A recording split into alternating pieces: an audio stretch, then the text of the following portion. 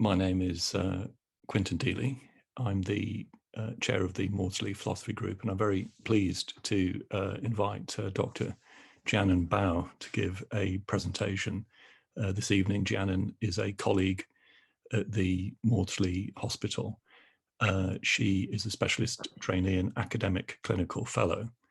And today she will be sharing with us some very interesting research that she has been involved in with spiritualist mediums, attempting to understand altered self-experience and understand the implications of that for the phenomenology and general understanding of psychopathology as well. So, Gianna, I'll just hand over to you now Right. and allow you to begin. Thank you. All right, so let me just share my screen. Great. Can everyone see that? Yeah. Okay. So thanks for the introduction, Quintin. So I've been working on this project with Quintin, collaborating as well with academics in religious studies, anthropology, and neuroscience on understanding the experiences and brain processes of spiritualist mediums. And I'm presenting today one part of that study, which is the phenomenology of altered self-experiences in spiritualist mediums. So just an overview, I'll start with some definitions, then I'll talk about the conceptual issues of using descriptive psychopathology in healthy individuals. I'll provide some examples and extracts from the spiritualist medium study to illustrate a few points about similarities and differences from psychopathology, and finally conclude on some insights into psychopathology.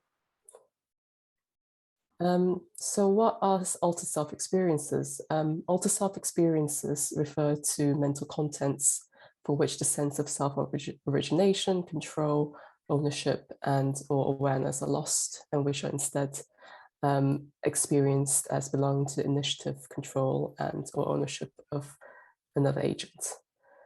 These include mental contents like thoughts, perceptions, emotions, and awareness of movements, of speech, and awareness of meaning. In clinical populations, these experiences are commonly thought of as symptoms of psychosis or dissociation. Symptoms of psychosis, such as thought insertion, where one's own thoughts are felt to belong to an external agent, can be classified as altered self-experience, as can made actions, made urges, made emotions, as well as perceptual hallucinatory experiences. The discontinuity of sense of self and agency, which occur in dissociative identity disorders and possession trance disorders, can also be classified as altered self-experiences. These experiences also occur in healthy individuals. Emmanuel Peters' research has identified and characterized groups of people with persistent psychotic-like experiences, including experiences which resemble first-rank symptoms, but who are not distressed or functionally impaired by their experiences and have not sought help from mental health services. One way of identifying people with persistent altered self-experiences is through religious and spiritual groups, where these are commonly described, such as in mediumship. Mediumship is a practice of communicating with the deceased, which is reported in many cultures around the world. Contemporary research have compared mediumistic experiences to psychotic and dissociative disorders. In the UK, spiritualism is a religion in which mediums practice mediumship, though not all mediums affiliate themselves with spiritualism. The Spiritualist National Union is the main organization in the UK. And here is a map of all the affiliated churches in the UK. The communication that mediums have with the deceased or spirits may occur through hearing, seeing, or otherwise sensing spirits, or being physically moved by spirits. So in our research, we take an agnostic stance towards the existence of spirits, as we're interested in the phenomenology of experiences.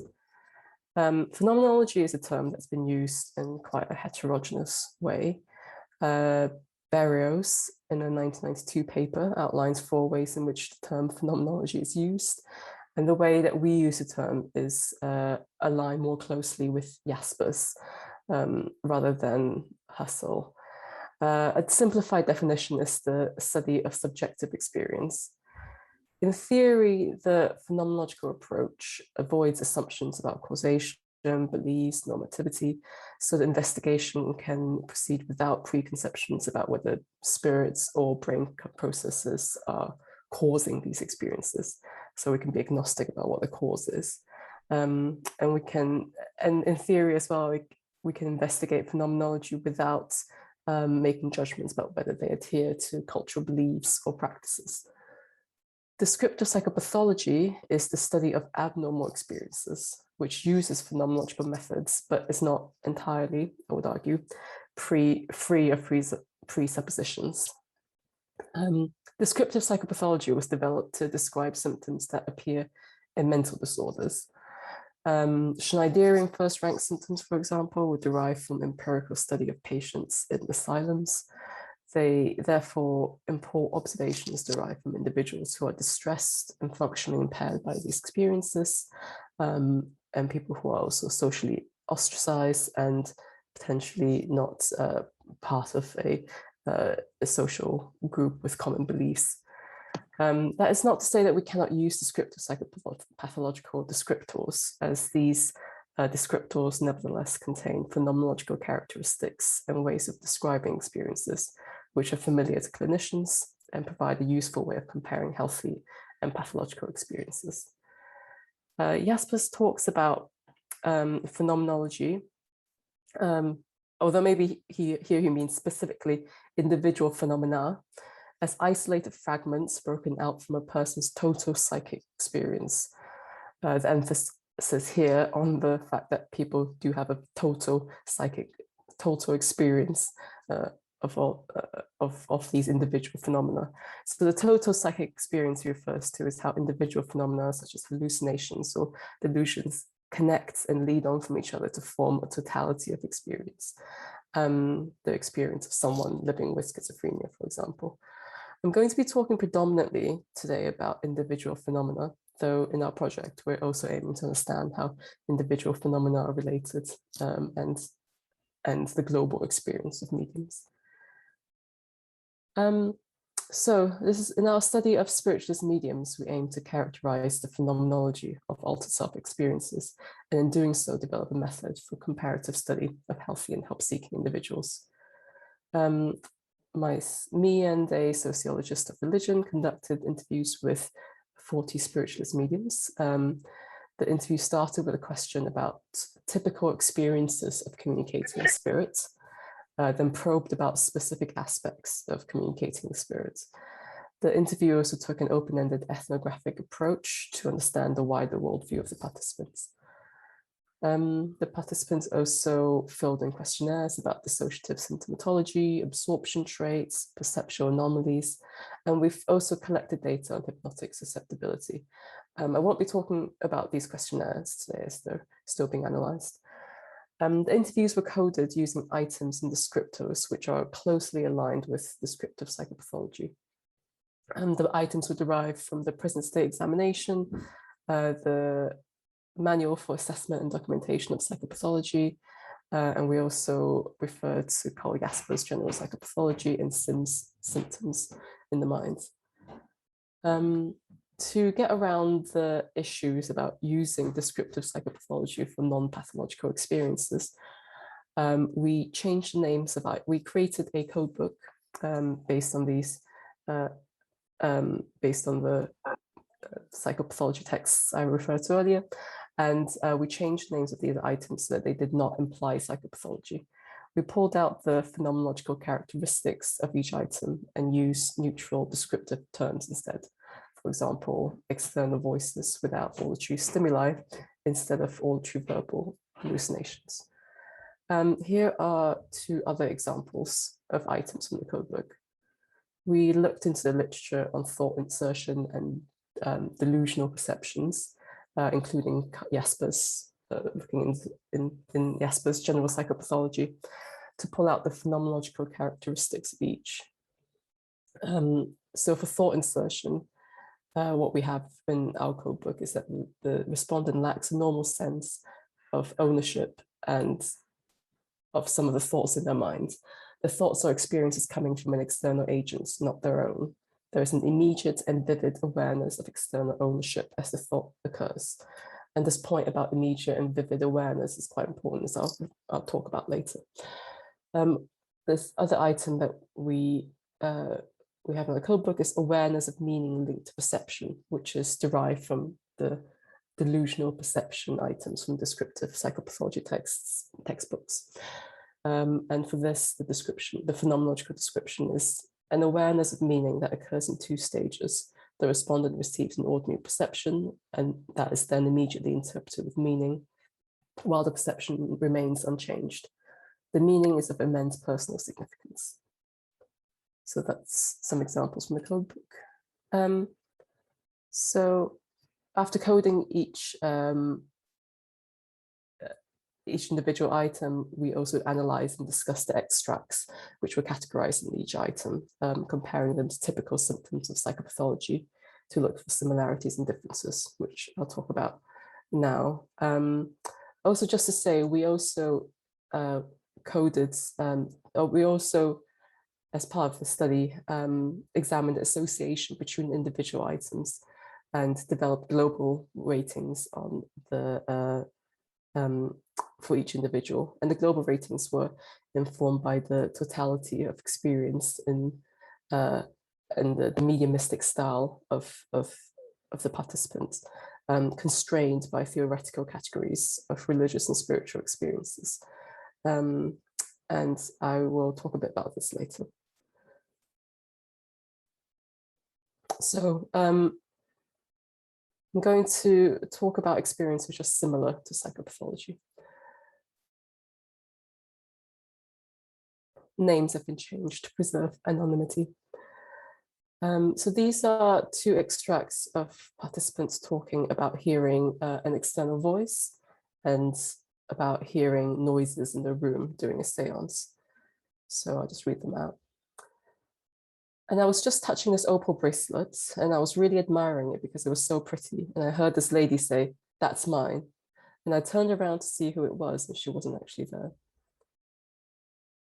But they've made this, so this is this participant talking about hearing noises during a seance, but they have made this other noise, which is like a drain emptying. So it would be that sort of noise that can be very loud. Where do you hear it? In the room. It will be in the room. And these external hearing events tend to occur more outside of formal mediumship, so in an unexpected way, and tend to be shorter phrases when they're verbal. But they can also take on the form of multiple voices conversing with each other. So this is another participant talking about an experience of hearing external voices outside of a formal mediumistic context. Sometimes you're just overhearing a conversation of what's going on. It's not necessarily something specific to you. You become a part of the conversation that's going on, because I do believe our friends and family are around us all the time, and they're not just going to be still, arms folded, going, "Oh, well, she's not listening now." They're going to be having that conversation, and sometimes I think you just become aware of that conversation. So sometimes you hear spirits talking to each other rather than to you. Yes. Here is another example of a participant describing something that is typical, that resembles typical thought insertion in descriptive psychopathology literature. With the, here you can see that there is a sense of vivid, immediate lack of ownership over the thoughts, and also of the thoughts becoming objective and becoming sensory.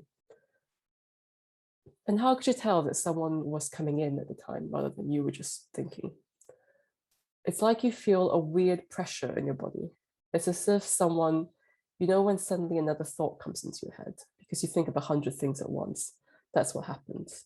It's as if you're on one train of thought and then this other train of thought pushes in and you have to go, no, push it back and go, no, I'm just staying on this train of thought, stop it.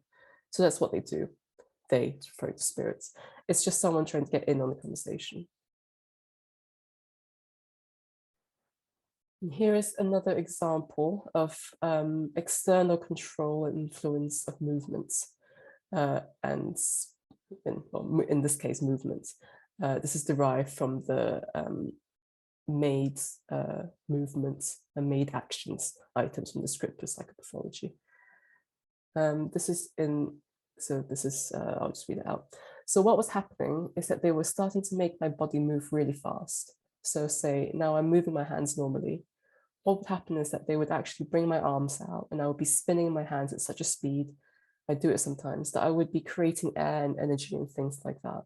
But how I knew it wasn't me is that I have trouble with my hands and shoulders sometimes. So to actually create that sort of speed and that smoothness, I would knock myself in the face if I was doing it myself. And here is another example of a participant talking about external control and influence of speech. And this is in the context of trance, and which is when a medium goes into an altered state of awareness. It's more common that external sense of influence of external control and influence of speech occurs in the context of trance for the mediums, although it's not always the case. So I started getting similar feelings, but I couldn't get beyond the sort of like somebody wanting to speak, but I didn't know how to relax my vocal cords to allow someone to speak. But gradually I did. I relaxed even more, almost.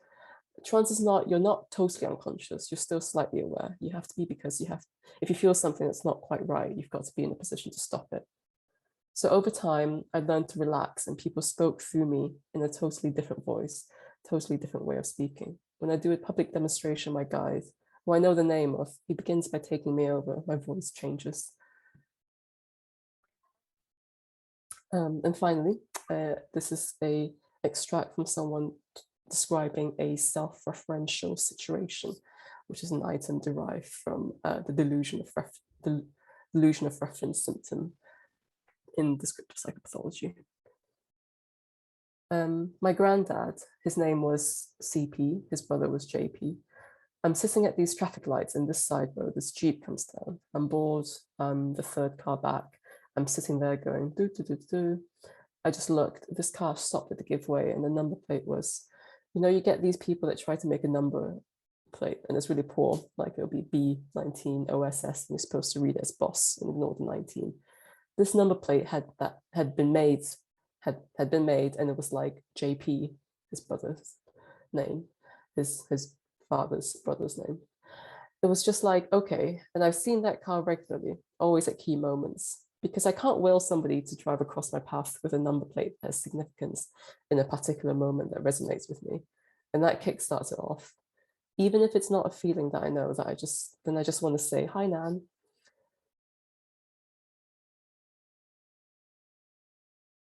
So now I go through some experiences which are not typical of psychopathology.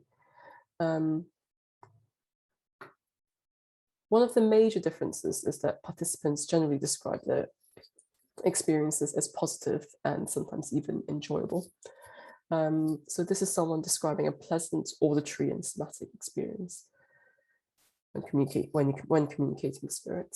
I relax, and for me, I feel the spirit world in my inner ear. So there is a little bit of white noise. Then I know the spirit world are with me. But if I close my eyes and relax, eventually I get a lovely violet light that assures me the spirit world are with me. I may get an additional tingling in my ear, which is lovely. Another major difference is that there is a strong interpersonal aspect to these altered self experiences in mediumship, unlike the more solipsistic nature of experiences in psychosis. Although in dissociative or disorders, there might be more of an interpersonal aspect. And there are different ways in which these experiences are interpersonal. One is through co-experiencing the same identity of spirit with other individuals. So here's an example of a couple, James and Anne, who we interviewed together, who both reported experiencing the same spirit guide, though through different modalities. And will he use your voice to speak to your clients? Yes, it changes. I used to work for 2 hours with a break in the middle. I used to have a 10-minute break. Have you always known that this was a doctor that was coming through, or did it take you a while to get to know who it was? Anne's done drawings of them. I've seen one of the doctors that worked with James and I was able to draw him, so that was a nice experience. And they as a couple, they work together to demonstrate in their mediumship in churches. And one of them is a spirit artist, so she has a strong visual component to her communications, and the other feels it more in their body. And together they create they deliver the message and identity of the spirit. And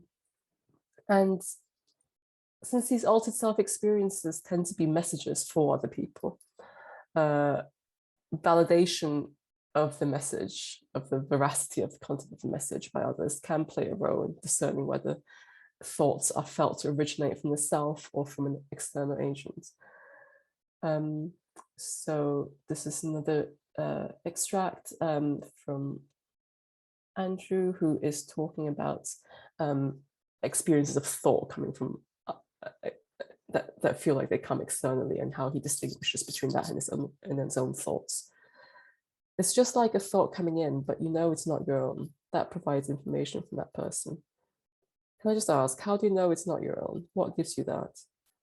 I guess experience, really. And to be honest, after doing a lot of mediumship, the feedback you get from people. Because if the evidence is right, they will accept that. If I say, I've got your dad here, his name is Ken, and you say, no, his name is something else, and that happens hundreds of times, you're going to think my mind is putting in that information. But it's not always the case that people have, take into account this kind of interpersonal feedback.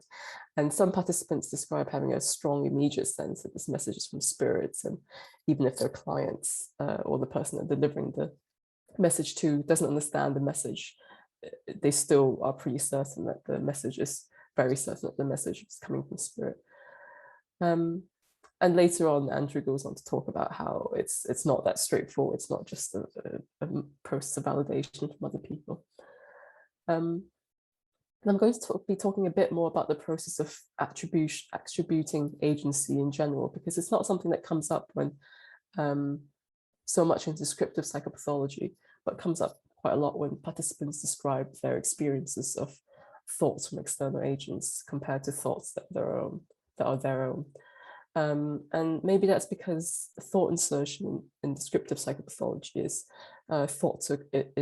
defined as occurring with an immediate sense of external agency. So Jasper's right on thought insertion, that the thought arises and with it a direct awareness that it is not the patient but some external agent that thinks it. So this immediacy and immediacy of awareness of an external agent is quite an important phenomenological aspect of thought insertion. But it's a bit more complicated in the mediums. So for example, with Mark, who's talking about distinguishing his own thoughts from spirit communication, if I was remembering a picture, it would be in a different place to when I get it from the spirit world, right? And by place, do you mean a feeling in your head? I mean a feeling within my head. There seems to be a different part of my mind that's being used when I'm communicating with the spirit world. It's something that has become more familiar with me over time, and it's because of my fascination with how the mind works in the subconscious mind. So the process of attributing agency may be learned over a period of time, so that some thoughts in the context of spirit communication are felt differently from others and take on a spatial sense over time. And the process of attributing agency may also occur retrospective to the event, as in this example of someone talking about external influence of actions. So I'll be doing something maybe with my hands, a specific gesture that just keeps happening. And again, it's something we've been trained to be aware of because I'm quite expressionate when I'm talking, when I talk anyways with my hands. But if I'm doing something and I keep thinking to myself, I keep repeating whatever it is that I'm doing with the gesture of my hands. Should I be putting this information forward? Are you making me do this for a specific reason? And if I get that yes, or I get that feeling of yes is correct, then I'll pass it over. So pass it over, by that they mean it's a message from spirit that should be passed over to their clients or to the congregation. So this is an example of someone talking about external influence of action, but where the attribution of the external agent comes afterwards. When there's a sense of knowing that this or this feeling that this action was actually influenced by spirit rather than just them talking. Another difference from psychopathology is that some participants sometimes actively induce an altered state to communicate with spirits. And during that altered state, there might be some degree of altered awareness, but not necessarily so. And in this state, all actions and thoughts and feel like they're externally produced. So it's kind of like meditating. It's focusing on the breath and putting myself to one side and letting go. So it's a conscious giving into. But it does take a number of years to build up that confidence and trust to give way to that experience. So part of it would be to relax my conscious mind, focus on the breath, and then I feel the energy change. I feel the blending, shall we say. Sometimes the muscles in my face do something. I know that I'm not consciously doing that, but then it relaxes. So then I know that that blending is taking more control. And then it's as though I get a word, a thought, a word. And if I hold on to that, then the experience subsides and goes away and I come out of the experience. But if I allow myself to give way and give into the words and start speaking, then it's as though the more speaking that happens, the longer it goes for, the more I get out of the way. So it's like if I do this and they do that.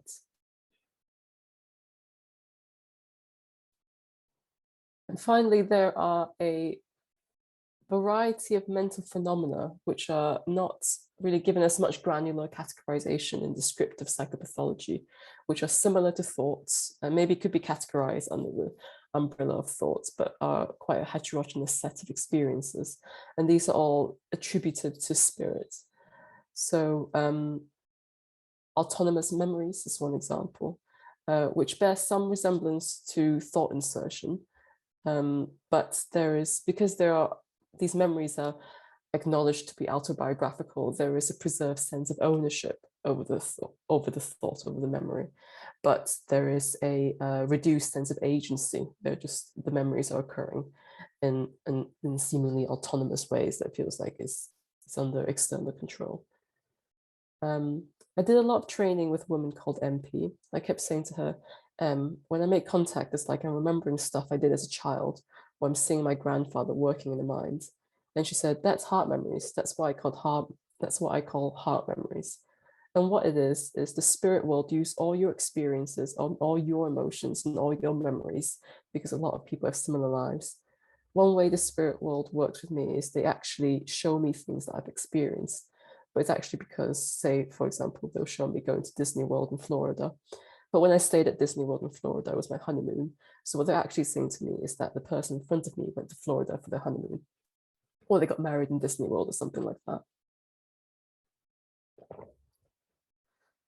And perhaps here, sorry, perhaps here the emphasis is not so much on mental imagery being autonomous, on the memory being autonomous, but the meaningfulness of the memory. So, for example, that it's not so much about the autonomous memories of being in Florida, but that what it means is the person in front of me went to Florida for their honeymoon.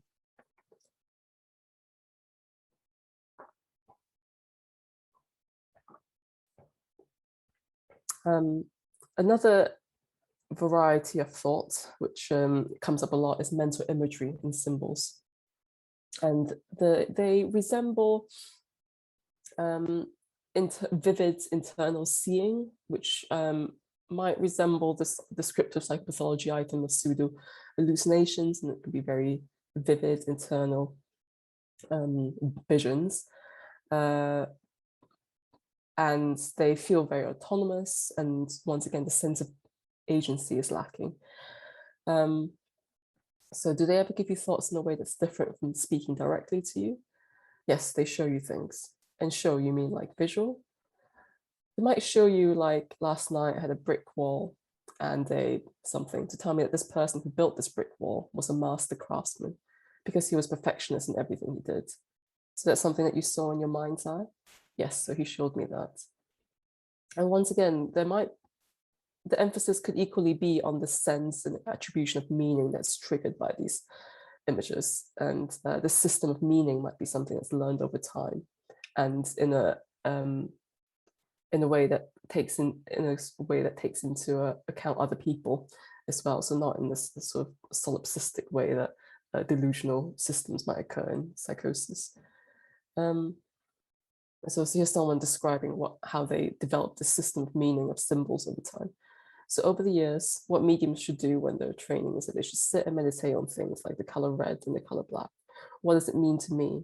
So then the spirit world will give them a black and red football, and immediately I can just go red, blood conditions, blood disorders, heart attack, things like that. It means politically ambitious and all that sorts of stuff.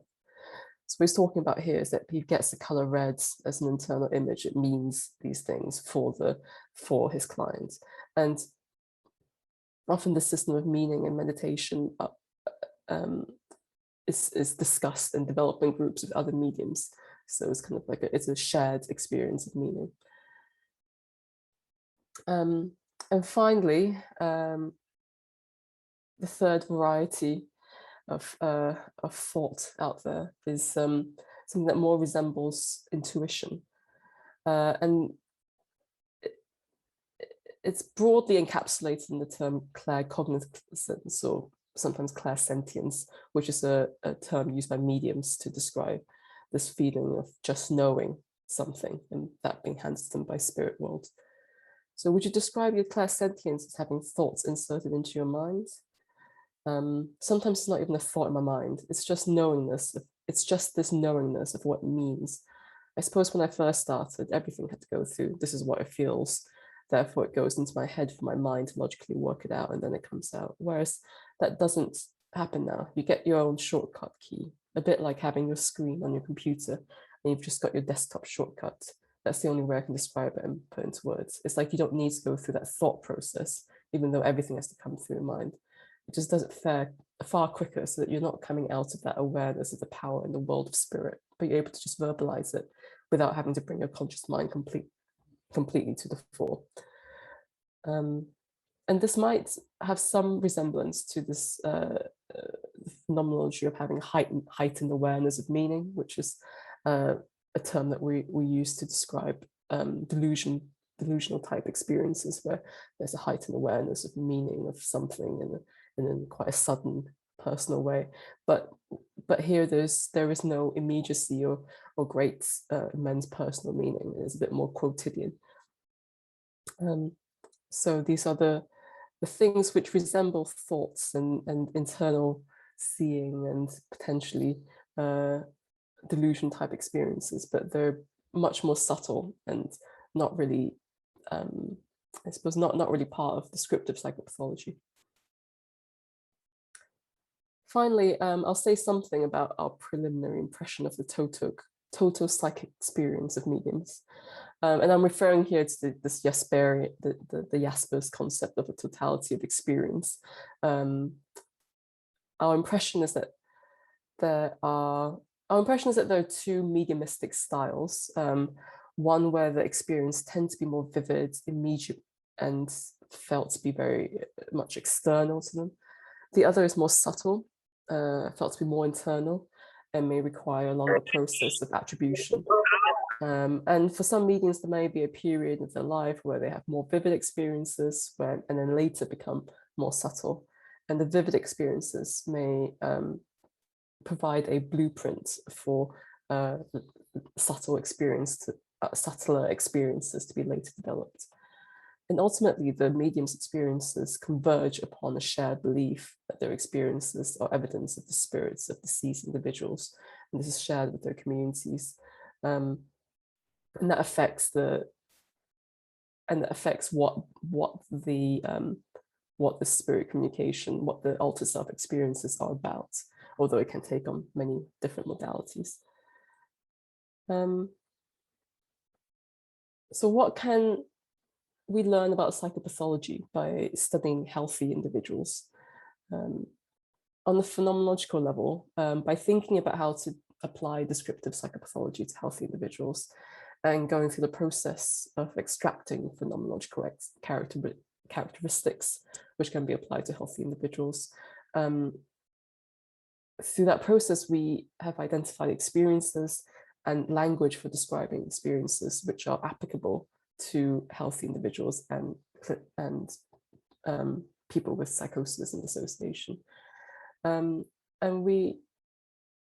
by examining healthy experiences in more detail, especially healthy experiences in the context of spiritual and religious practices where there are shared beliefs, has given rise to the hypothesis that there might be a temporal structure and temporal process to the attribution of agency.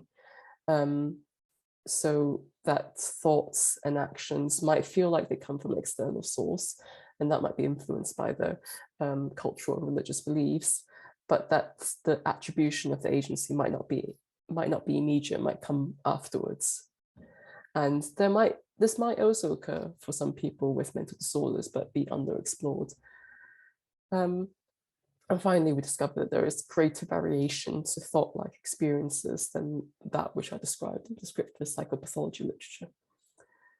On a neurobiological level, studying healthy individuals allows investigations into the mechanisms of altered self-experiences, which occur independently of distress and reduction in functioning. By looking into the phenomenology of it in more detail, it allows the identification of altered self-experiences which are comparable to psychopathology, so that homogeneous experiences are compared, so like with like rather than heterogeneous groups. So thank you very much for listening to my talk, and I just want to say thank you as well to everyone in the King's Together Spiritualist Medium Study, especially Quentin Deely, Sarah Harvey, and Emily Currow, who've been working with me closely on this part of the study. So thank you very much, Jianan. What I'm going to do is, if we come out of your screen, Jianan, I'm just going to invite any comments or questions, reflections from those attending. So yeah, I've got a couple of comments and a question, which I'll leave, or two questions, but I'll probably just ask the one and see how it goes from other people and so on. So I'll make one comment. You mentioned about the positive aspect. I mean, of course, we do see at times, especially kind of in early stages of psychosis, sort of, feelings of orgasms or feelings of oneness, or, various kind of special significance and kind of positive elements. It's not unheard or unknown of. And conversely, I mean, I know you looked at a particular group, but there's a lot of people who do kind of spirit fighting, if that makes sense, or sort of, fight the evil spirits that experience the work that they do in a very negative or harrowing, if not negative, harrowing fashion.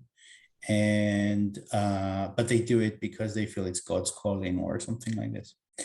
So just that's as a little comment. And I'll ask one question. The transformational aspects of being in touch with other parts, sort of whether it's our own or others, sort of, the psychic parts, this kind of distinction between peeling away the falsities, sort of coming to a true center, if it's our own, or being changed by experience if we're kind of fighting or sort of introjecting, like, at least in usual kind of trajectories of psychosis, it's not clear that beyond the initial, I mean, not to say that people don't change along their illness, that sometimes you do see that, mostly I would say in kind of more also personality kind of aspected kind of, but in any case, you don't see so much a change. Have you seen a change in these groups, like beyond their kind of initial kind of thing? How does the lifespan kind of, if it's been possible at all to see, have you seen changes through time, basically, is my question. And then I've got other questions if other people don't have any. Oh, thank you for your questions and comment. No, I take your point about positive experiences being part of clinical individuals' experiences as well. And regarding the change over time, as I mentioned, there are some participants who describe a period of more vivid experiences of perhaps more external voices, external visions, that later on kind of subsides, and then they go into their mediumistic practice becomes much more subtle and much more internal thoughts and internal imagery. That's on a sort of phenomenological level. Do you mean on a like the meaning of you talk about this transformational aspects? I'm not sure I fully understood. What do you? I'll give some examples. Sorry, yeah. So for example, a bit like, you know, this kind of Jungian idea of active imagination, where you're kind of working with different parts. If you're looking at things in a kind of, I mean, whether it's internal or not in any case, but sort of, you know, some people see it as internal, and, you know, you're working with unknown parts of yourself, and that, you know, that leads to some overall change in your psychic structures, both egoic and total, if you'd like, whole. Or, you know, if you're working, say, with, you know, like you're an artist, and, you know, you've had some sort of, you know, inspiration from outside, and you're sort of you know, there is an element of fixation, you know, like, you know, you're drawn to that, and you're kind of, you know, fixating, you know, as a center, if you'd like, that draws you, and you work with it, but through that work, there's a change, which is not something that we often see, or I've not often seen in psychotic individuals, who mostly become stuck or fixated, you know, that they're not really transformed by their experience beyond that initial transformation. If you'd like, you know, say they're 22, they become psychotic, they become unwell, their life changes, but after that, their life is, you know, or their experience of life is similar. You know, even if you look at it, you know, from, you know, say you see them when they're 40, and then you look at the old stuff that, you know, like their old notes, that there's not been a huge change, if you'd like, in their experience of life, whilst an artist will have that, and then, you know, will go through a period, and then you would have a transformation, just like someone who works on it. So there's this kind of lifespan kind of view that shows people working in a constructive way with whatever it is that they're working with. And I'm just asking whether it is more fixed, or it is more changing in the group that you've studied, the medium kind of. Of course. Yeah, I mean, it's a heterogeneous group, so I can't say for everyone it's exactly the same, but I guess I think in general, I wouldn't say that there's a sense of stuckness to it. I would say that there's, for some individuals, actually, it's been spiritualism and mediumship has been one part of their journey through discovering their spirituality and religious beliefs. So it's not the first, I guess, religious group that they've encountered. They've been through other religious groups, and they've been participating maybe in more New Age practices or shamanism before they found their way to spiritualism. So there's a certain sort of for some individuals, there's a certain fluidity to their belief system and their religious practices, and so I suppose that in that sense, they seem to have quite dynamic journeys. I guess it's a bit, I think I will maybe just leave it there. It's a bit harder to comment on the sort of more transformational aspects of their, for themselves individually. I have to go back to the interviews I suppose for all of them, as with any sort of religious beliefs, spiritualism has been a very tremendously meaningful experience, and learning to communicate with spirit. For some people who learn to communicate with spirit, that's been a very transformative experience.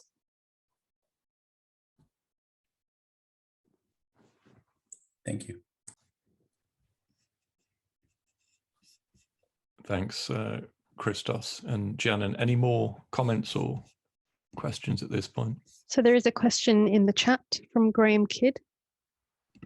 Hi, Graham. Do you want to ask that question, or shall I read it out as you wish? So, okay, let me read it out. So, does neurobiological investigation support the idea that these ways of interpreting the world are a reflection of how the emotional child immediate survival brain works? this aspect of the brain probably does not have a well-developed sense of conscious self. These experiences would therefore be a result of dissociative phenomena. Dissociative pathways are more likely to develop as a result of trauma, a reversion to early survival mechanisms. Is that what you've noted in your subjects? Thanks, Graham. I mean, there have been other studies looking at trauma, dissociation, and mediumship. We have also got a trauma questionnaire as part of our study. We haven't analysed the results of that yet. In general, some studies have found higher levels of dissociation traits and symptomatology in mediums compared to general population. And I think some of them have also found higher levels of trauma than general population or equivalent. I guess the approach that we've taken in this part of this is a phenomenological interview and biographical, open-ended biographical questions where people can answer if they want to about whether there have been traumas in the past. I don't know I guess my answer is I don't know for certain that there are definitely higher levels of trauma in our participants until we analyze that part of the data. But I would say that the majority of participants don't talk about their trauma as being consciously as being sort of the origin or cause of their mediumistic experiences, apart from a very few participants who talked about significant bereavements that have led them into spiritualism in the past. There's one participant whose journey into spiritualism started when he lost his wife and had some experiences of communicating with his deceased wife. So I suppose in that sense there is some potentially some trauma, but then it's and some of the participants have spirit guides who are deceased relatives. But whether that's subjectively experienced as a result of the loss or bereavement, I'm not sure. I wouldn't say a strong emphasis on that. Yeah, thank you, Jianan, if I could add a comment on that. So it's a very interesting question. It does, of course, raise the whole question of whether the concept of dissociation is relevant here to understanding the experiences of the mediums, and if so, in what sense. And actually, I think in broad terms, we are thinking along the lines that the concept of dissociation is relevant. Jianan remarked on an initial kind of orientation to the data in the sense in which a distinction seems to emerge between those mediums with very vivid, immediate experiences, which are perhaps immediately or pre-reflectively experienced as originating with another agent, and those where there are more, perhaps more everyday processes, thoughts, memories, impressions, which are then interpreted as spirit communication. But in the group who have the more vivid experiences, it's possible. Again, it's something that we're considering carefully, and I think it will become apparent as we go on with the evaluation of the data, but it's possible that we may find a distinction between those whose presentation in psychiatric terms would be more typical of what we might think of as benign schizotypy. So closer to what we think of as people with schizotypy on the psychosis spectrum, but who are not ill and are not typically distressed by those experiences.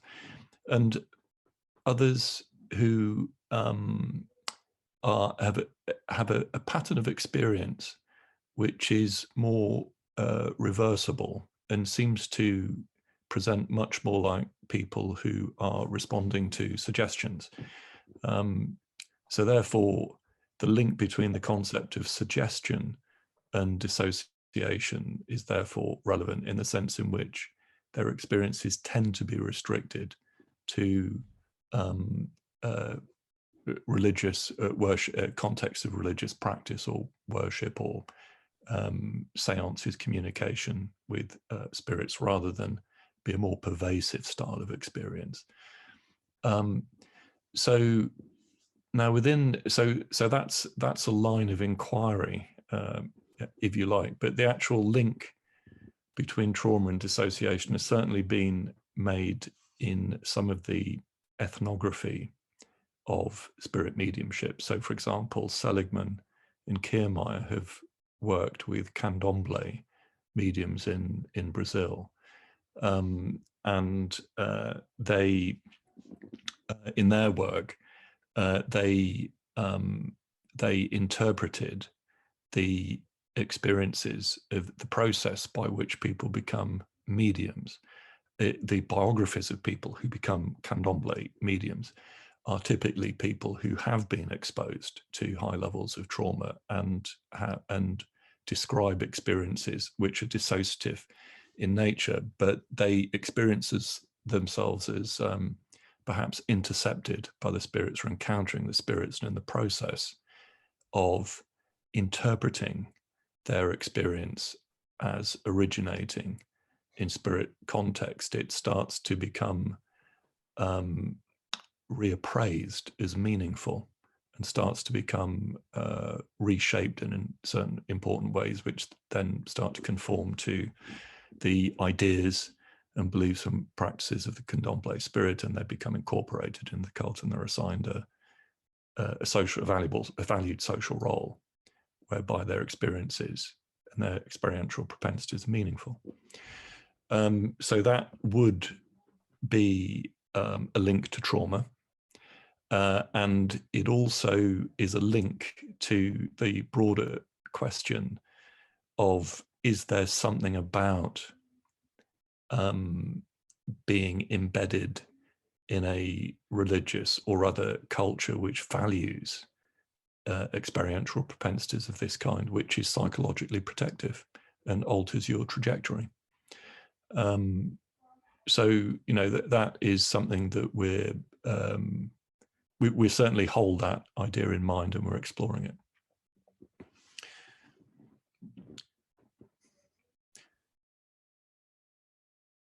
And perhaps I should add, I think, Jianan, you have also, you know, we are asking questions about how what people's developmental trajectory is, their life history. And again, it will be very, that data hasn't been fully analysed yet, but we're very interested to learn about the different pathways into mediumship. And so there's a follow-up question from Graham. The child brain is suggestible, unable to attribute correctly, as can the conscious reality-based brain. It's also creative. Beliefs are not true or untrue, but useful or not useful. Jianan, do you want to respond to that? Can you see that? Yeah. Yeah, I mean, I suppose you mean that there is I guess there is the conscious reality-based brain and a more creative, I suppose you could call it the child brain, but I take your point that there might be the mediums, the participants are tapping into a part of their, I guess this is less of a phenomenological way of thinking about it, more of a psychodynamic way of thinking about it, but that they're tapping into a more unconscious part of their mind, where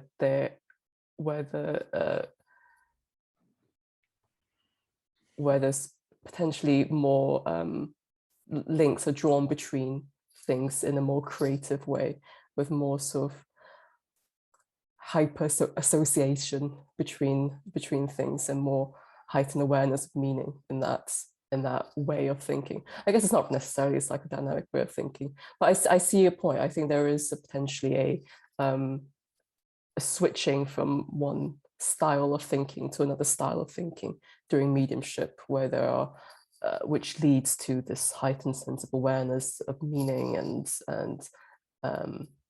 creative and autonomousness of thoughts and mental imagery and internal speech and all of that. Yeah.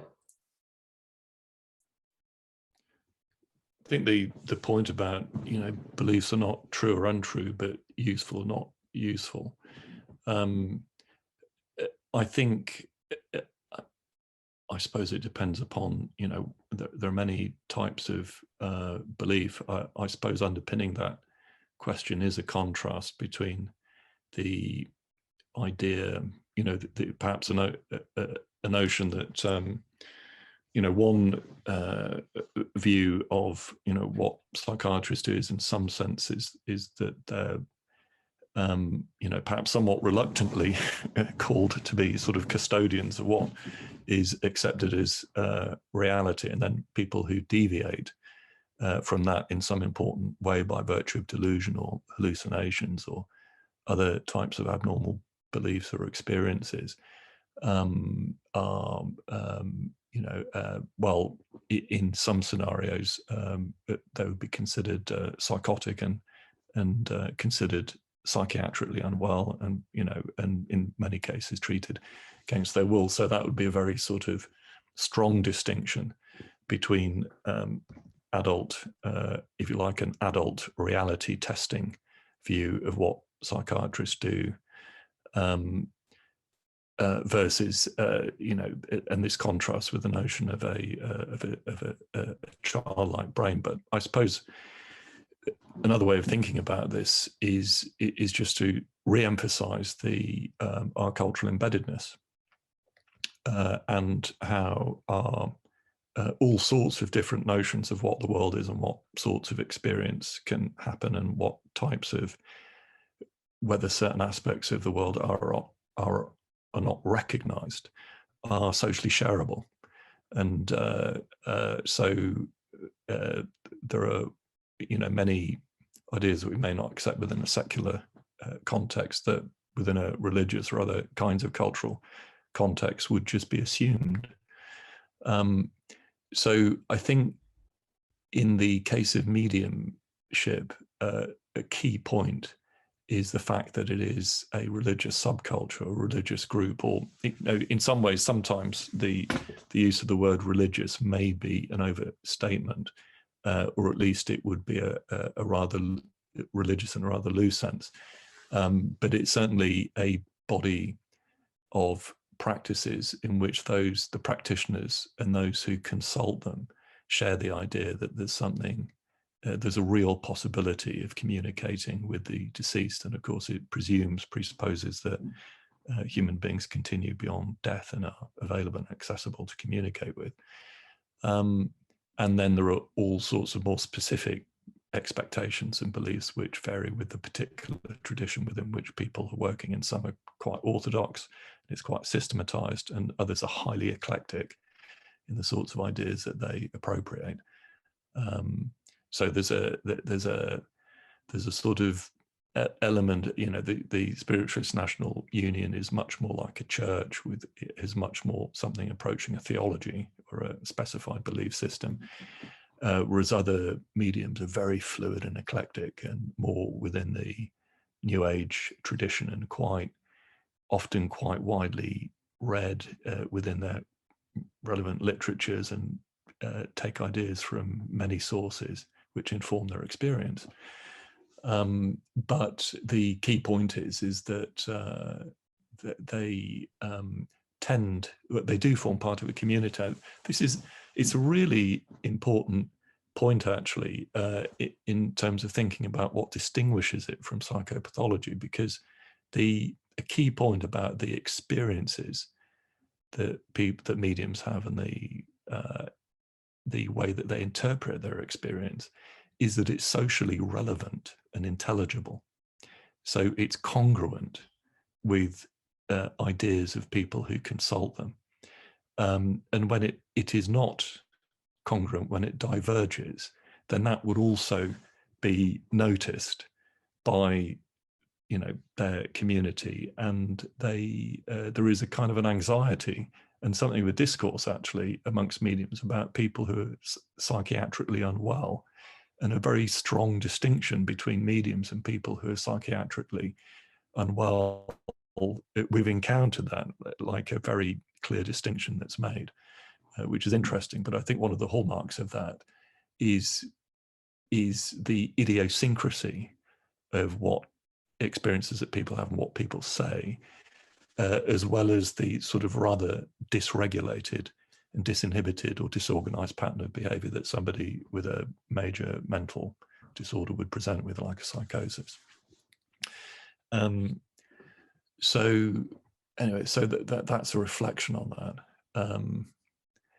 So Adam, Adam,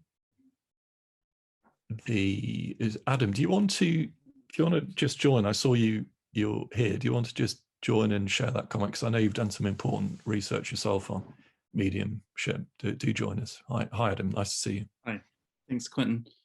Yeah. Just curious if, I know you mentioned already that there would be more coming about sort of how each individual got into spiritualism and things. But yeah, just wondering if you've analyzed it yet enough to know about, I mean, yeah, Quentin and John, and you'll know already that I've worked on this. So you probably already know that I'm really interested in the age at which they have these experiences, and trying to figure out a bit about not only the phenomenology of the experiences, but if there are actually kind of phenomenological differences in their initial experience versus what they come to practice. Thanks. Nice to see you again, Adam. We haven't formally tabulated the data yet, but I guess from reading all the interviews, I'd say that a proportion of the participants have had experiences in early childhood, like pre-adolescent experiences, and then a proportion of them have probably about, I'd say maybe more than half of them have had experiences in early childhood, and they tend to be at night, more hypnagogic type experiences, nighttime, visual, and involve their a relative or toys in their room. That's a kind of typical experience, nighttime, and they tend to be quite sort of simple occurrences, like seeing their grandma on the edge of the bed, or the teddy bear moving, or something like that. But I do wonder how much of that is kind of, a child, how much of that is down to children's memories and the sophistication of perceptual memories at that age anyways, of a very young child. And for a proportion of them, their first experiences were in adulthood, when they first started practicing mediumship. And generally there tends to be a sort of break between adolescence and adulthood of experiences.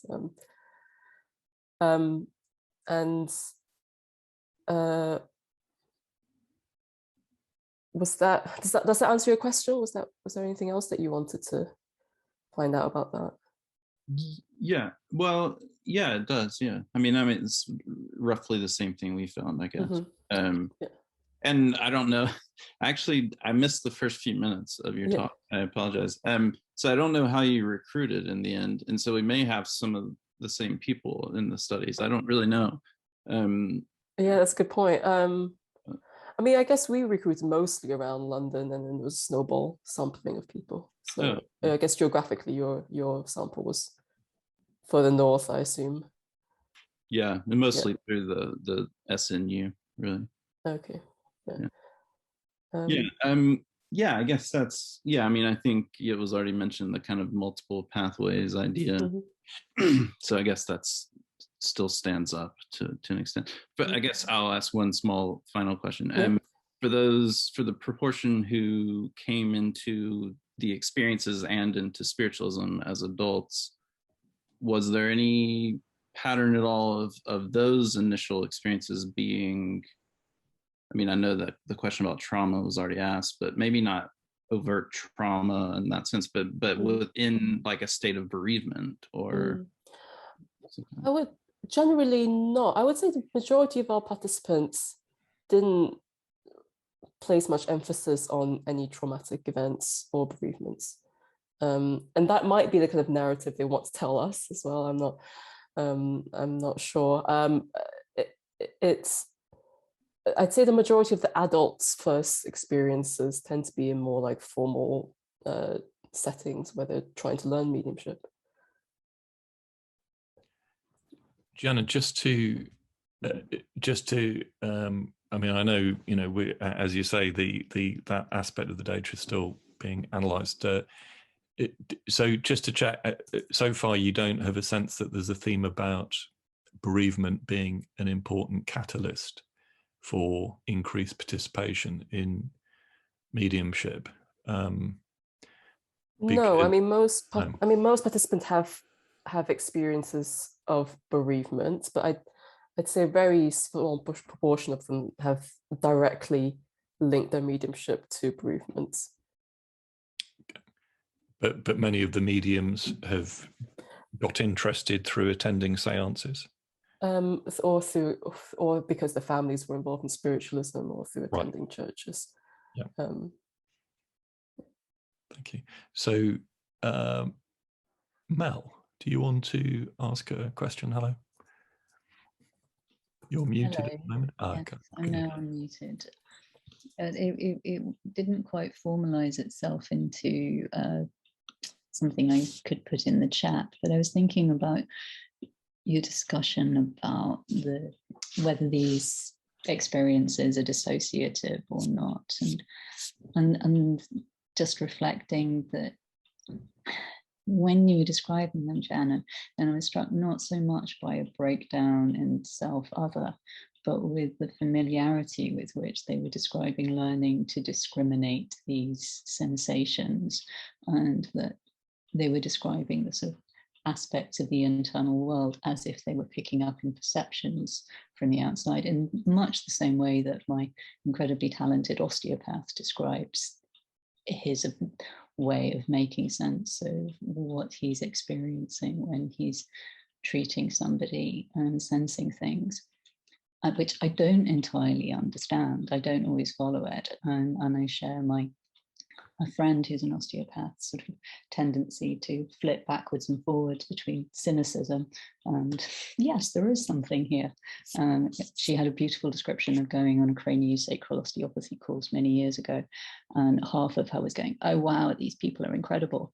And then there was a moment where somebody standing 3 feet away from the bed told the student who was practicing with her that they wouldn't be able to find her left ventricle of the cerebral variety because there was a blockage, and she just immediately flipped into no, that's just nonsense. How do you know what my left cerebral ventricle is doing? This whole thing is hokum.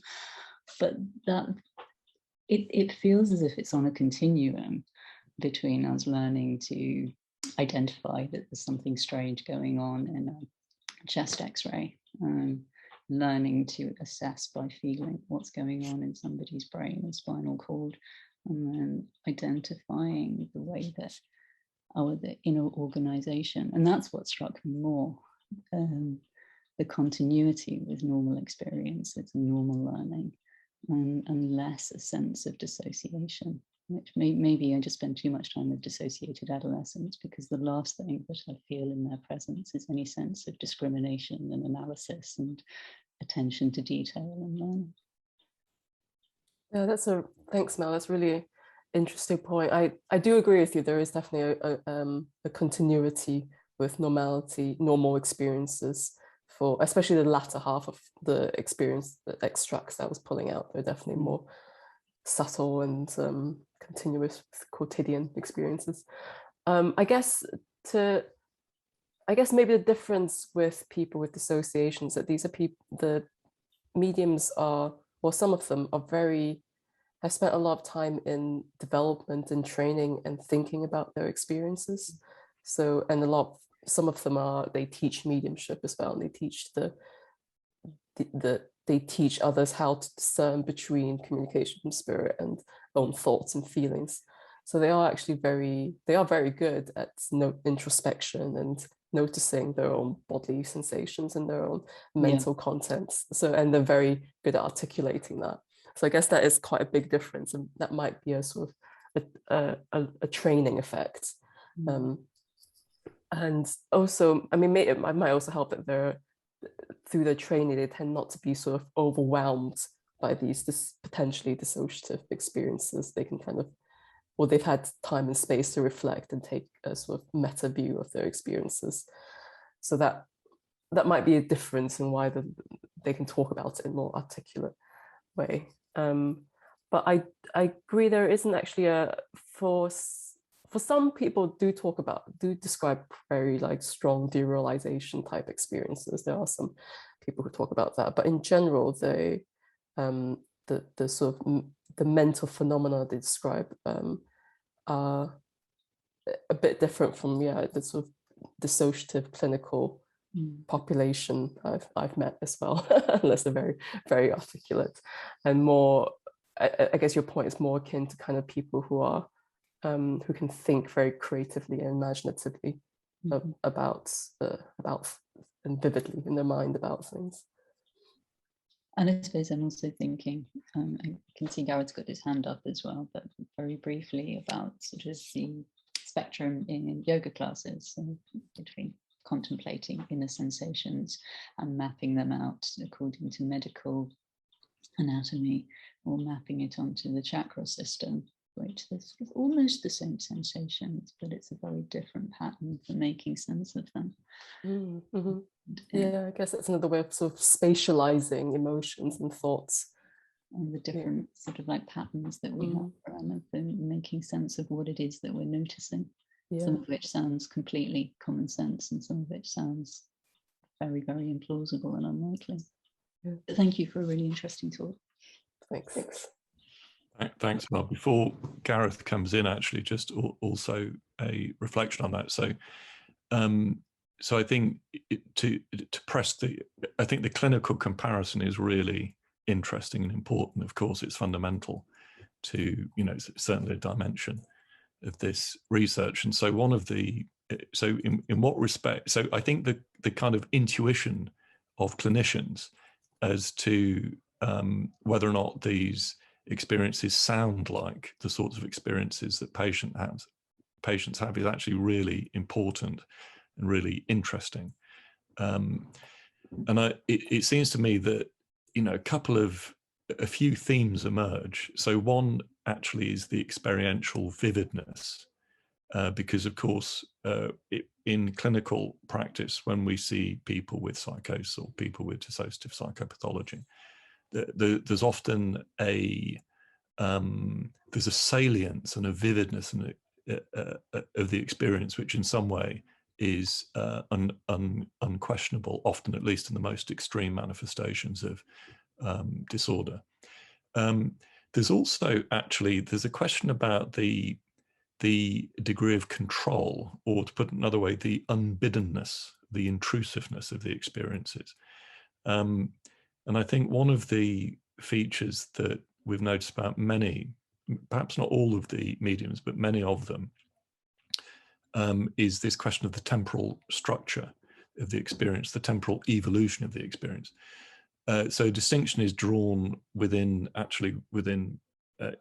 it's emerged within the sort of cognitive science of religion literature, about the distinction between pre-reflective and reflective experience. So pre-reflective experience is experience just as it happens.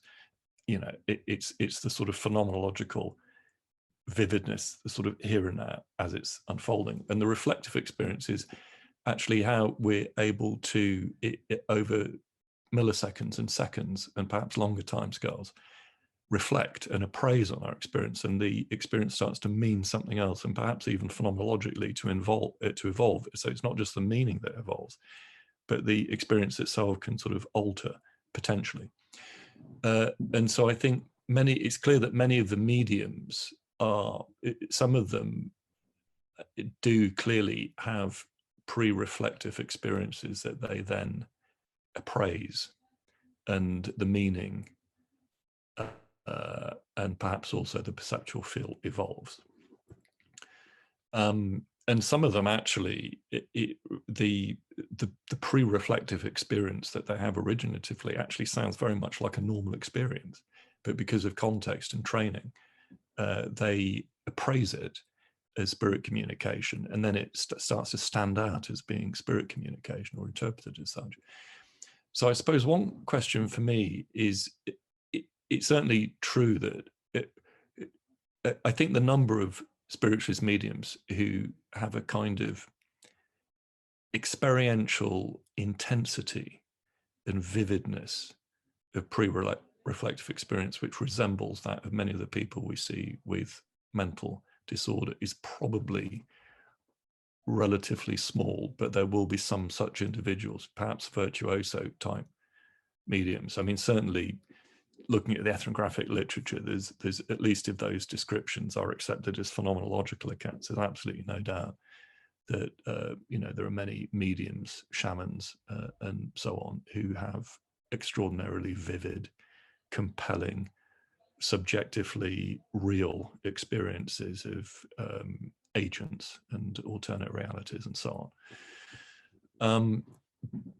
But there's a question, I find myself thinking, I'm very interested to what people make of this, is actually whether, in actual fact, the mediums might teach us something important about something we might be missing in descriptive psychopathology. In actual fact, the extent to which people perhaps are recovering from psychosis or in therapy for dissociative experiences, it's actually the process by which experience alters, and whereby the processes of appraisal actually start to become very important as part of their recovery from serious episodes of illness or serious symptoms, and where the legacy of severe mental illness is such that the resources, the schemata they draw upon to appraise their experience are very much indebted to illness,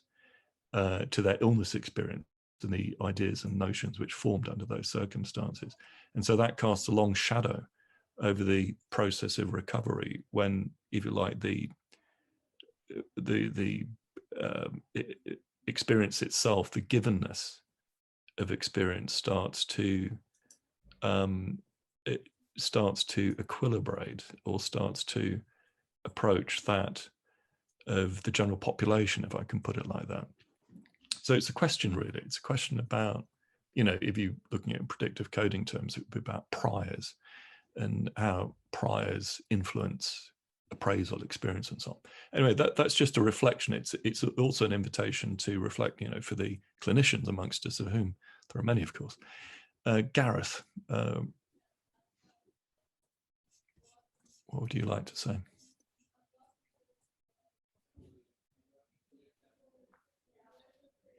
Hi, thank you.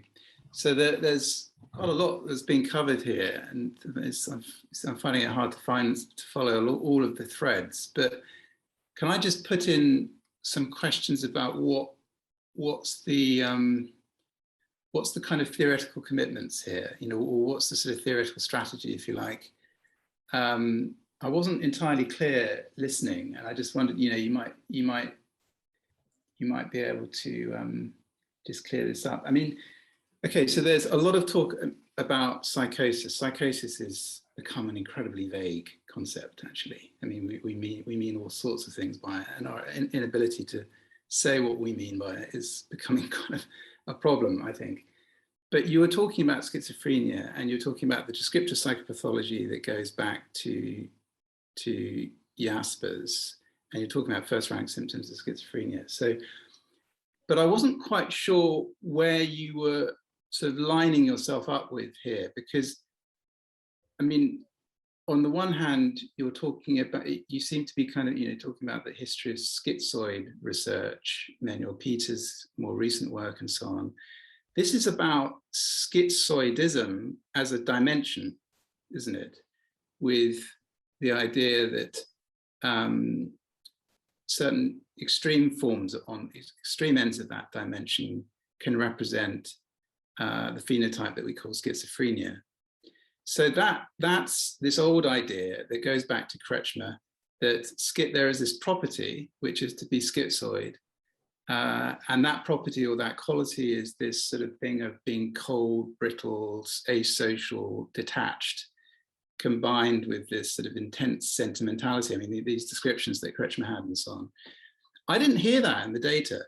That didn't come across from your data to me. So it's not as if one's hearing a kind of sense that these mediums are very schizoid in that Kretschmer sense. So then I was wondering, okay, well, what are we talking about? So then you're talking about, or you're drawing our attention to first rank symptoms. Okay, so Jasper's descriptions of them, Schneider's idea, but the whole point of the first rank symptoms within this tradition of descriptive psychopathology is that you're trying to mark out things which are not about schizoidism. That was the whole debate that Schneider had with Kretschmer over dimensions. He thought that first rank symptoms showed you that there was a clinical type that was nothing to do with schizoidism. That was the whole idea. That was why he was trying to distill them out. So then you do your analysis of medium experience using these categories, or the code book that comes from first rank symptoms. So I'm trying to get a sense of what's the strategy here? Is it to say that first rank symptoms resemble these mediumistic or supernatural type experiences, and therefore first rank symptoms are sort of rather like supernatural experiences, in the sense that we're trying to construct a new kind of dimension here. It's like a new dimension. So first rank symptoms or passivity experiences on a kind of dimension. Or are you trying to do something else, which is much more to do with an exercise, if you were, as it were, in differential psychopathology? So you're trying to say, okay, well, here are these interesting experiences that mediums and spiritualists and so forth have. They resemble first rank symptoms, but the implication or the significance of the study is that it's showing us how to kind of make distinctions and so forth, phenomenologically speaking, which show us that they're actually not first rank symptoms. This is actually something quite different. And of course, that's important.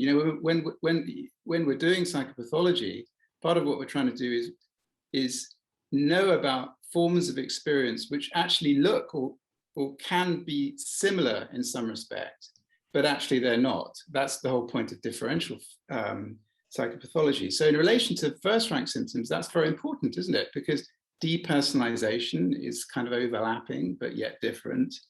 The whole psychoanalytic idea of borderline states is another example, or dissociative states, and complex reactions to stress. And so there, what we're doing is we're saying they resemble, but they're different. And so the whole exercise or purpose is in differentiation. So I ended up just feeling confused about what's the strategy. Are you trying to construct a new dimension, okay, between first rank symptoms and supernatural experiences? Or are you doing an exercise in what I would call differential psychopathology? So there we go, there's a question and a challenge. Thank you, Gareth. A lot of food for thought. I suppose the theoretical stance that we're trying to take is to stay to some extent divorced from the theoretical frameworks of psychopathology and what first rank symptoms, what connects first rank symptoms and what it means diagnostically versus the phenomenological aspects of first rank symptoms, which I guess our theoretical stance is that these may not have to occur in certain clusters of symptoms or traits in schizotypy or schizophrenia.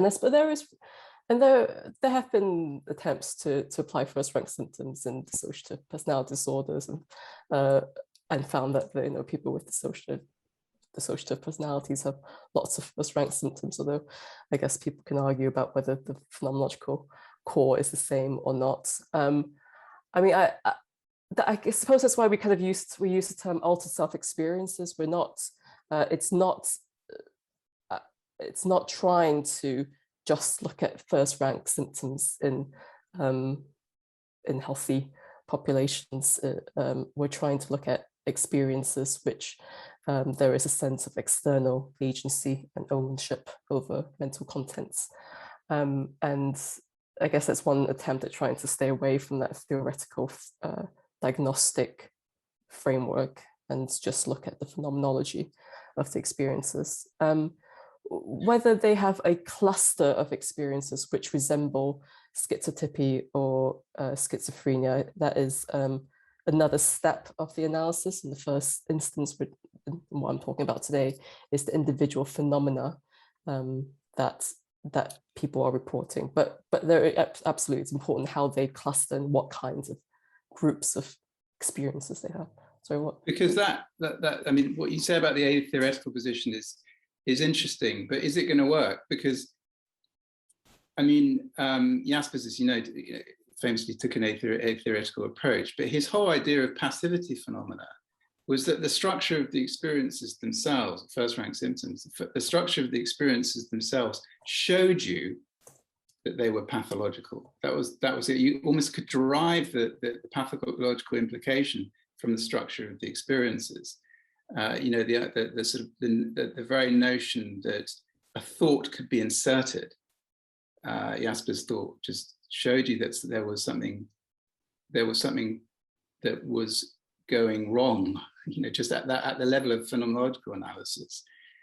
But what I mean, one way of reading what you're saying is that, you know, people who've got first-rank symptoms, you know, they need to be understood in terms of, you know, structures of experiences which are supernatural or supernaturalist or medium-like, that they're having kind of forms of spiritual experience which you would be extremely reluctant to want to, well, you certainly in a kind of, well, we'd feel very reluctant to want to medicalize or pathologize. So I just come back at you again, just in the spirit of dialectic. You know, what's is it really going to be possible for you to take this atheoretical position where you're just describing and so on? Because you're talking about things which aren't really neutral. I mean, you know, first-rank symptoms, as I said, were considered prototypically to be a form of schizophrenia, to mark out schizophrenia as a form of, as a type of psychopathology, not as a type of religious experience. Yeah, no, I take your point. I think that with the example of thought insertion, and it's good to focus on one phenomena, and thought insertion is a particularly interesting one. I think it does have phenomenological characteristics which aren't necessarily pathological, in the sense that they don't necessarily lead to distress and lack in functioning, disorganization of the self, and sort of a schizophrenic pathway. So the mere fact that one can have thoughts which feel objective and spatialized and coming from an external source and very vivid and sensory does not mean that there has to be it has to come with a cluster of pathology as well. So I think in that sense it can be neutral. Yeah, I don't know if that goes some way to answering your question. But there you're again. Sorry, I'll stop it. Yeah. No, it's interesting. But there you're drawing what you call external criteria. You're saying, you know, what's the distress, what's the impact on the, you know, how they're functioning, you know, what's the trajectory and so on. Those are external criteria. But with phenomenology, what you're, you know, characteristically wanting to do is look at the structure of the experiences themselves. And you know, this is where you've got this tension, I think, because with first-rank symptoms, you're dealing with a structure of experience which the early descriptive psychopathologists wanted to sort of argue shows you the pathology in the case. You just read off, as I said, you read off the pathology from the structure of that experience. That can't be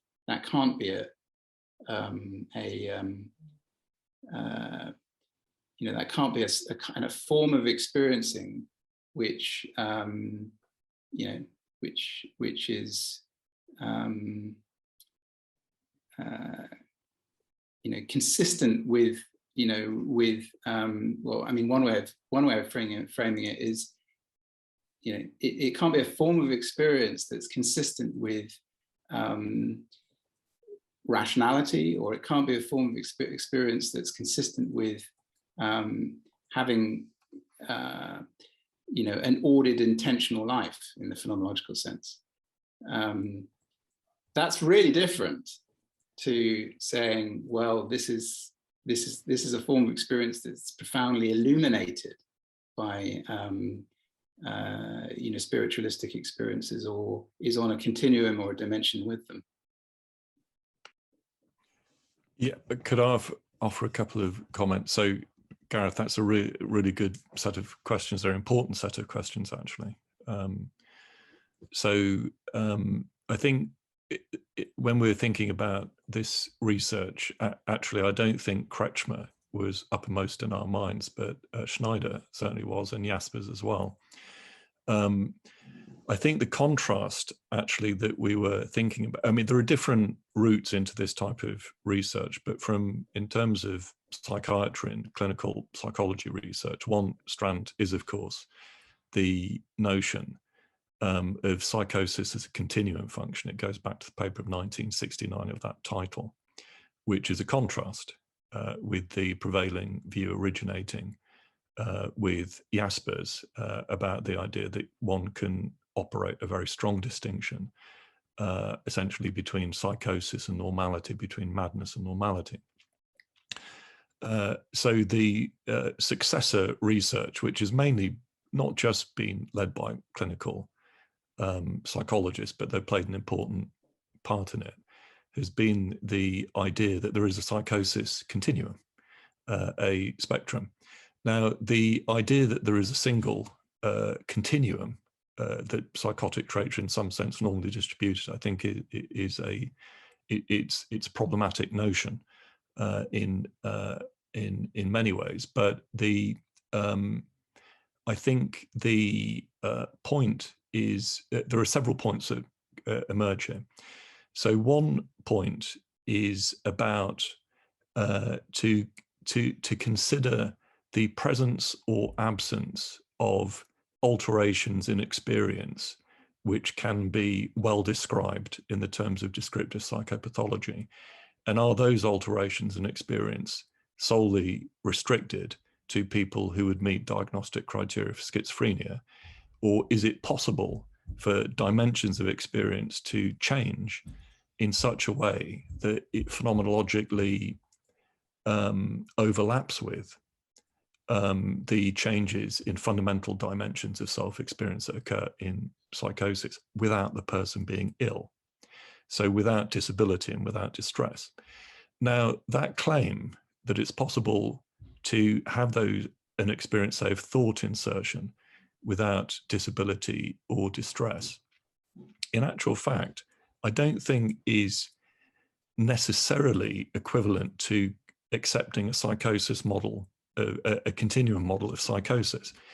There are quite tricky questions that arise. So one of the questions is not merely to do with the nature of an experience like thought insertion. Can you have thought insertion and not be unwell? It's actually also to do with the associations of symptoms. So is there a characteristic cluster of symptoms that demarcates psychosis or schizophrenia? Let's set aside the term psychosis for a moment. Let's just talk about schizophrenia. And of course, that was a strong claim of Schneider, that there were such first-rank symptoms that essentially were pathognomonic of schizophrenia. Now, the subsequent research using those first-rank symptoms has found that they're not pathognomonic of schizophrenia, but highly associated with the construct of schizophrenia. So it's possible to have first-rank symptoms with psychotic depression as well, and schizoaffective disorder and mania. But in actual fact, they're very commonly associated with schizophrenia. In what we're doing, in the research we're doing with mediums, it's actually very difficult, I think, probably with the way that the research is set up at the moment and the way the interviews were conducted, to offer any kind of comparative observations about the statistical associations between between the types of a suite of alterations in self-experience in mediums that could be statistically compared to a suite of alterations in self-experience in people who meet diagnostic criteria for schizophrenia, even assuming we can apply a relatively value neutral way of describing the respective experiences. In other words, because one of the challenges here, to go back to Point's very important point, is that if we just use the present state examination or the SCID and took the questions and asked them to the mediums would be offended by many of the questions because they presuppose delusion, or at least the terms in which are used to pick out the experiences presuppose a abnormality of belief and so on, delusions and what have you. So what we're trying to do in order to be able to the extent that it's possible to compare like with like, the experience of a medium and the experience of somebody with schizophrenia, has required us to really consider carefully what are the dimensions of experience that alter in a first-rank symptom, and to what extent can the inherent, can a presupposition of abnormality be removed from that description. Now, so I think that can be done actually, because in practice, I think what happens in descriptive psychopathology is that actually a number of theoretical assumptions get bundled in to the actual descriptive framework we use to describe something like thought insertion. So let's just sort of dwell on this for a moment, because it's really important.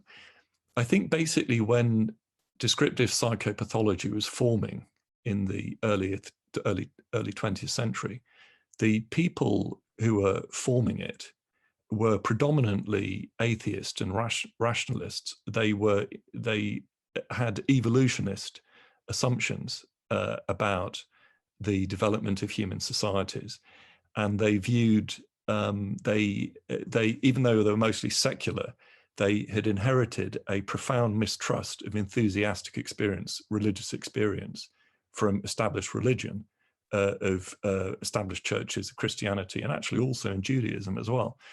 So the actual legacy of the 19th century and the way that people which formed their attitudes towards alteration experience were such that if you had a spirit inserting a thought, it meant you were mad, because no sane person could have such an experience. I think what's happened since is, I think it's after 100 years or so, generations of anthropology and religious studies and other changes in society and so on, I think there's a greater readiness to accept that it is possible for people to have beliefs about the world in terms of which it's possible to experience a supernatural agent, as putting a thought into your head, of communicating with you, hearing the voice of a supernatural agent. And in some way that experience is culturally normative, or at least culturally accepted for people of your particular background. And indeed, that cultural background is something which makes those types of experience more likely and provides you with an idiom for interpreting them. And I don't think Jaspers knew that. I don't think he could accept that. And it's a legacy. And I think one of the reasons why this whole area of descriptive psychopathology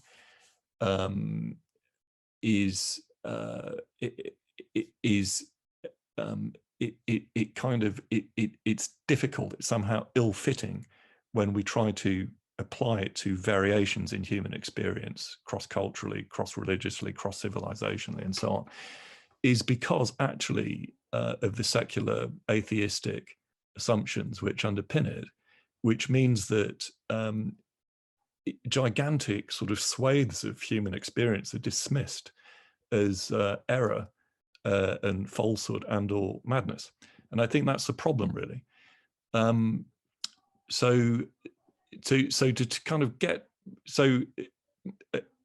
think a continuum model of psychosis is too simple because human experience does not vary across the population in terms of single dimensions.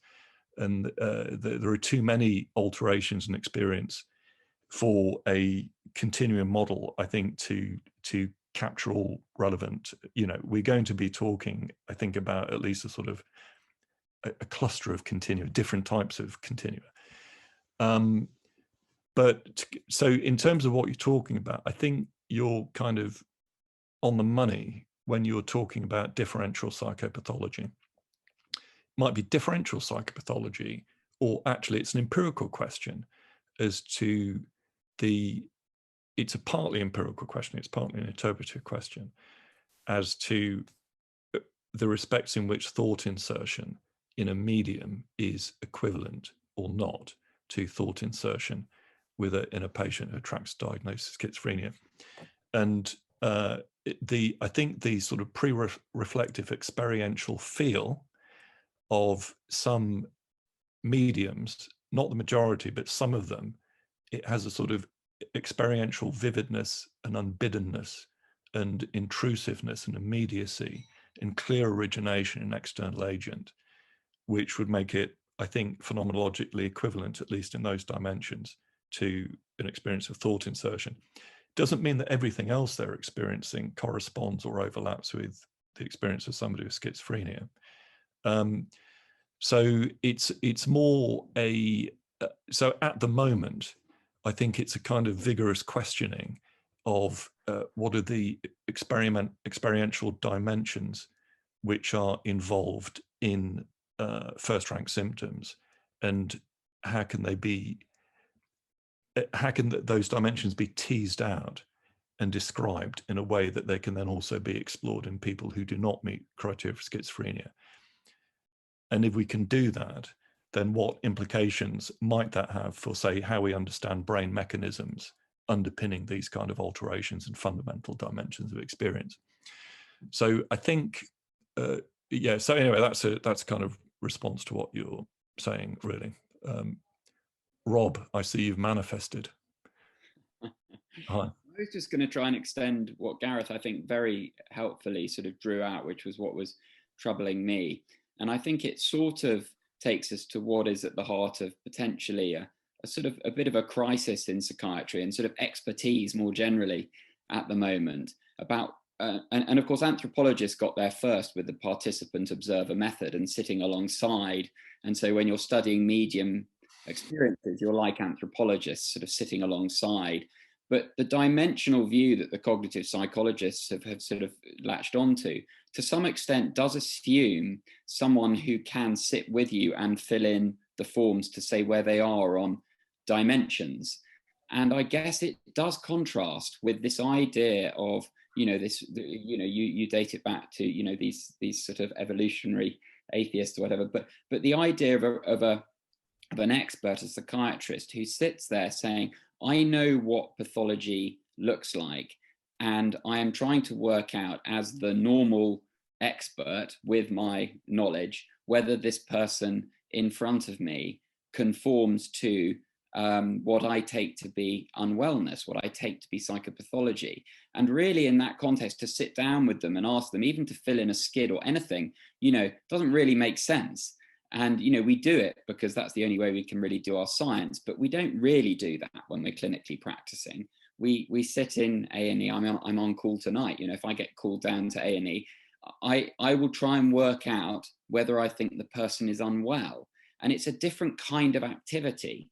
And I think it's something that's really challenging because, of course, now we have service users very much involved in planning services. Of course, they often, not all, but often prefer the model of dimensions and so on, because it gives much more of a sense of understandability, a link to trauma we were talking about, and so on and so forth. But I think most of us as psychiatrists have experienced a sense that that's not sufficient. And so that's where I think Gareth is right, that one has to, at some level, give up the idea of an atheoretical position, because ultimately you have to take sides. And that's tricky because it's uncomfortable. and it leads, and we often don't. So we're often dishonest about the fact we're taking sides. And and as a result, like take the Mental Health Act, you have tribunals, you have a lay member, you have a psychiatrist, you have a judge, and so there's a sense of, well, it can't just be left to doctors, for example, to determine these issues. But anyway, I think it's extremely interesting. But Jianan, it's nice to see you again, by the way. Well done, brilliant. Rob, I'm mindful of the time. Actually, it's very. I could see Christos sort of teetering on the verge of wanting to say something. No doubt, sort of speaking. Well, it does about to reflect on the fact you mentioned this concept of spiritual emergency, which I think actually pulls out the ambiguity of the position that Rob is talking about. So maybe a way to approach this is, I am mindful of the time, but this is a very helpful discussion for us, actually, I have to say, with this research, is just to reflect on that comment that Jianan made at the beginning of that quote from Jaspers about the notion that descriptive psychopathology in some way sort of atomizes experience or disembeds bits of experience from the human totality. But in actual fact, psychiatrists toggle between a sort of taxonomic approach to bits of experience and a whole person approach, which forms a judgment that this actual person is unwell and they need support and they need help. Now, that is, there's a lot, there are complex human judgments involved in those Gestalt judgments and how they relate to specific observations about alterations in experience. I think it's complicated and uncomfortable for psychiatrists to have people before them who have alterations in experience which resemble or which actually meet descriptive criteria for first-rank symptoms, or at least some of them, but where in terms of the Gestalt, they don't seem to quite cross the threshold for being unwell. And therefore, how do you make sense of that? How do you respond to that? I think what the work on mediums, I think what it adds to phenomenology is I think it does actually take us back to the original Husserlian position, which is just to actually examine the contents of experience and to refresh the question of what are the basic dimensions in terms which can vary and which do vary in psychopathology, and allows psychopathology to declare itself as something that stands out against the implicit presumed background of typical experience. And so I think with the Jaspers, I think more assumptions were bundled in to, you see, you can take this, Jaspers was not sitting on the fence, but he bundled in assumptions that reflected that particular moment of culture and history, which was very binarized, very hierarchical, and very dismissive of huge, gigantic swathes of human experience. So basically to try and kind of, I'm aware, this is, we've got to try and sort of pull this together, but I think at the moment, I think what we're doing is we're interrogating dimensions of experience which vary and which are picked out by descriptive psychopathology, but we're asking the question, how do they, to what extent or in what ways can they vary in people who are not unwell? And what does that teach us about the structure of experience, and what also, when we use brain measurement methods and other ways of examining experience, what does that teach us about what generates experience and what generates alterations in experience? How do those processes become dysregulated in psychosis, and how do those processes become alternately regulated in religious experience? So it's those sort of questions that, where we're trying to go with this. I think, just to come back on you at one point there, because I think this is potentially a mistake. Jaspers was, I mean, and belonged to an intellectual tradition in Germany that was very familiar with religious phenomenology. In fact, he, as you know, Quentin, he became essentially a philosopher who was sort of a noted theologian in some respects. So I'd be careful about saying his approach was reductive, or that he bundled in lots of assumptions. I'd be cautious about that. I mean, I know he's becoming a bit of a whipping boy for sort of psychologists that want to have the idea that he introduced this notion of ununderstandability, and this was very discriminating and so on. But I think one needs to know where he was coming from. Yeah. No, I mean, yes, I agree with you that I don't want to. I certainly don't want to say that he's inhumane, but and he was clearly a whole person psychiatrist as well as a granular phenomenologist. But I do think the notion that the characteristics of some types of experience require them to be inherently pathological. For example, the first-rank symptoms. I do think that reflects assumptions of the time. And of course, he has been important, in religious studies as well. Of course, I accept that.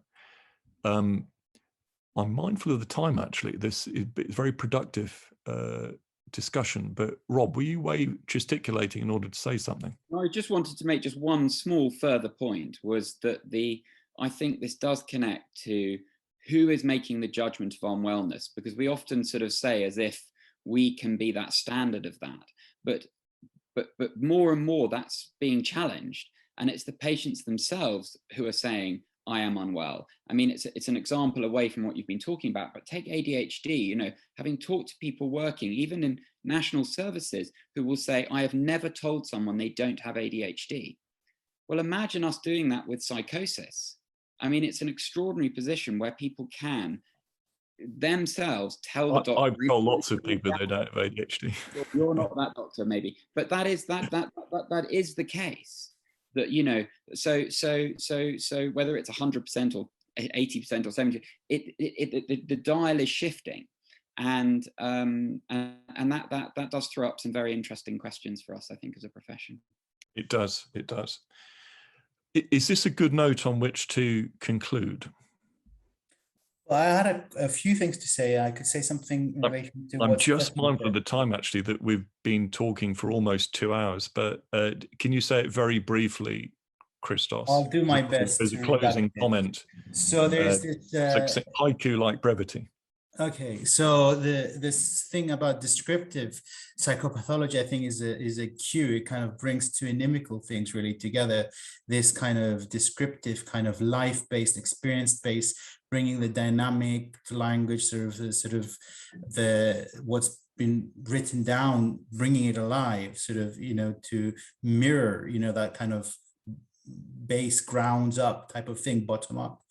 And versus the psychopathology, which is a kind of discrete, static, true false type of thing. It's a sort of classificatory kind of nature. So it's bringing two things that are quite different together, and one has certain types of, if you like, things that are owed to it, and equally the other has things that are owed to it.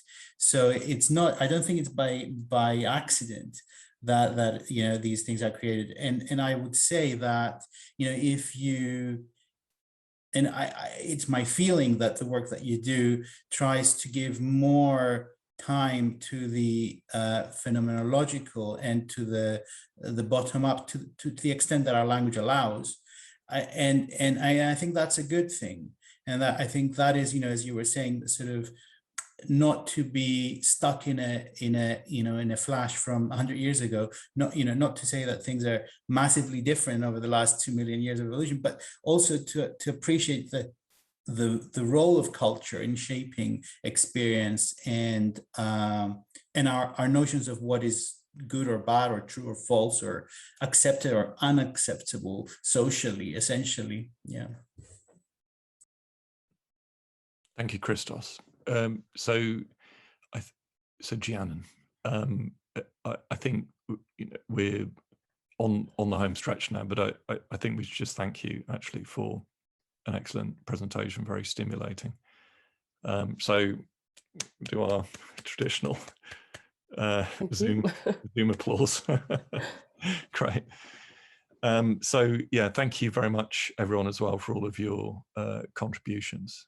And we'll be meeting in a month's time actually, and I'm talking at the next one on conspiracism. See you all soon, I hope. Good night. Thank you everyone for the stimulating discussion. A lot of food for thought.